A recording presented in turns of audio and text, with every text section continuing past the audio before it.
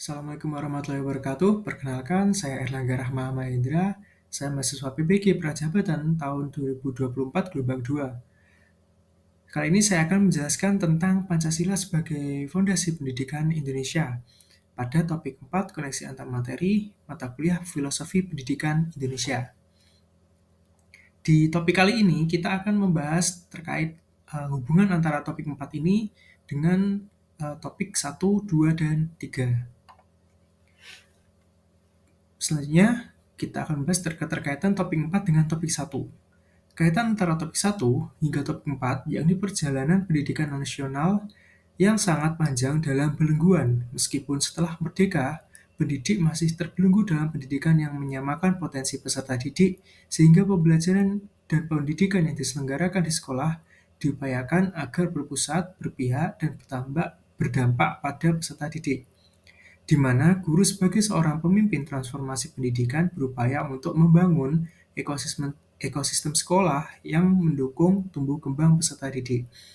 Jadi maksudnya di sini adalah kita sebagai warga Indonesia atau masyarakat Indonesia yang mana sudah merdeka selama 79 tahun, namun dalam pendidikan hingga saat ini sebagai seorang siswa yang saya rasakan dulu adalah kita harus selalu mengikuti apa yang dikatakan guru dan tidak boleh kita menyeleweng dari apa yang dihasilkan oleh guru. Hal tersebut yang merasa siswa akan merasa terbelenggu oleh hal tersebut, sehingga di kurikulum Merdeka ini lebih diutamakan pembelajaran yang berfokus pada peserta didik agar peserta didik dapat lebih mengeksplor pengetahuannya dan lebih menambah wawasan yang dimilikinya. Selanjutnya, keterkaitan topik 4 dengan topik 2. Kaitan antara topik 2 dengan topik 4 yakni pendidikan berkaitan dengan kodrat alam dan kodrat zaman. Sehingga sejak awal, pendidikan sudah menjadi fondasi dari kehidupan seorang anak. Baru setelah anak tersebut bersekolah dan berinteraksi dengan lingkungan, maka akan lebih kuat lagi fondasi yang dimiliki oleh anak. Pendidikan yang sesuai dengan zamannya akan memperkuat fondasi anak untuk menghadapi tantangan yang akan dilewatinya. Ki Hajar Dewantara menegaskan juga bahwa didiklah anak-anak dengan cara yang sesuai dengan tuntutan alam dan zamannya sendiri. Maka dari itu, saat ini banyak guru yang sudah tidak menerapkan bagaimana cara guru dahulu mengajar sebelum tahun 2000-an, di mana guru dahulu selalu menggunakan ketegasan atau kadang juga sedikit ada kontak fisik antara guru dengan siswa, yang mana untuk mendisiplinkan siswa.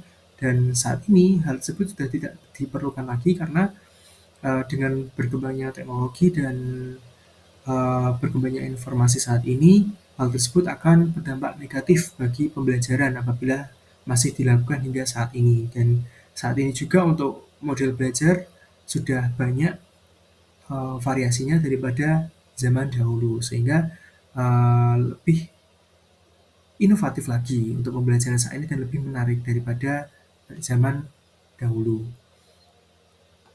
Selanjutnya, keterkaitan topik 4 dengan topik 3. Dengan menyadari pentingnya penanaman karakter Pancasila, pendidikan Indonesia saat ini dalam kurikulumnya memuat profil pelajar Pancasila guna dapat mewujudkan pelajar Indonesia yang dapat berperilaku sesuai dengan nilai-nilai Pancasila.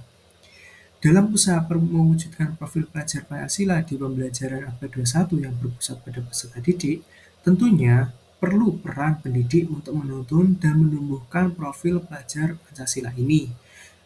Keteladanan seorang pendidik dalam menjalankan ini pasti akan dilihat dan dipelajari oleh peserta didik. Nah, untuk itu, di mana saat ini juga diperlukan profil guru Pancasila, di mana seorang guru harus dapat menerapkan nilai-nilai yang ada dalam Pancasila kepada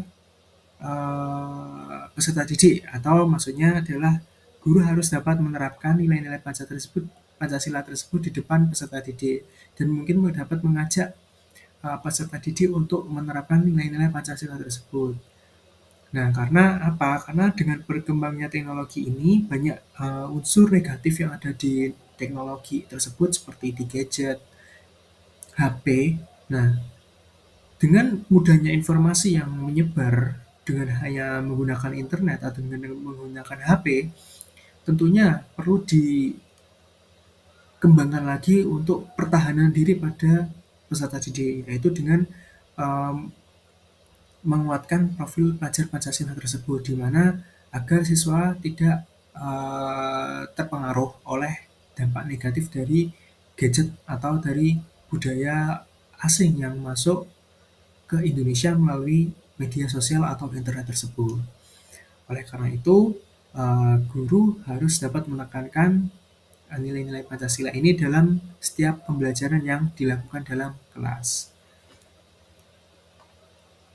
Nah, kesimpulannya dapat disimpulkan bahwa untuk membangun fondasi pendidikan yang kuat untuk peserta didik, seorang guru perlu memahami latar belakang peserta didik, serta kita perlu melepas belenggu yang menghambat peserta didik dalam mengeksplorasi pengetahuannya. Nah, seorang guru juga perlu memahami kodrat alam dan zaman peserta didik, di mana bagaimana karakter peserta didik tersebut, budaya sekitar, dan perkembangan teknologi yang ada saat ini. Dengan memahami budaya sekitar, maka guru dapat melakukan pendekatan yang lebih efektif atau lebih baik kepada peserta didik. Dimanfaat di samping itu, guru juga dapat mengetahui kelebihan dari budaya yang ada untuk dimanfaatkan dalam pembelajaran. Sebagai guru juga perlu memberikan pendidikan karakter pada peserta didik untuk mempertahankan identitas manusia Indonesia yang unik dan beragam, dan untuk mencegah hilangnya budaya Indonesia serta mencegah masuknya budaya negatif dari luar negeri yang masuk ke Indonesia. Sekian presentasi dari saya. Terima kasih atas perhatiannya. Mohon maaf apabila ada salah kata. Wassalamualaikum warahmatullahi wabarakatuh. Tetap semangat dan tetap terus belajar.